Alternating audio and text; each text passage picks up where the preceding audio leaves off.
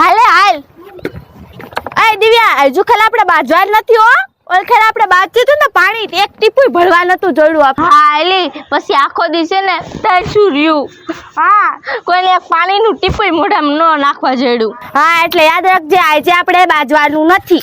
હા બાજા વગર પેલા કે છેલ્લા પણ પાણી તો ભરીને જવાનું જ છે. હાલ હવે